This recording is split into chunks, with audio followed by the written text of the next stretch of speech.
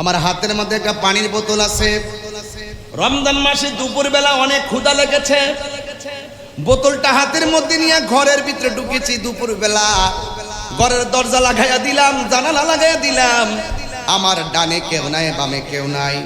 আমি মুখটারে সুন্দর করে খুললাম গলার তৃষ্ণাটা নিবাইবার জন্যে। হঠাৎ করে বান্দার মনে চলে আসছে আমার আল্লাহ না রোজাদারের জন্য হাউজে কাউসার রাখছে। এই পানিটা মুখের মধ্যে না নিয়া এই মুখটা লাগাইয়া বোতলটাকে দূরে সরাইয়া দিছে।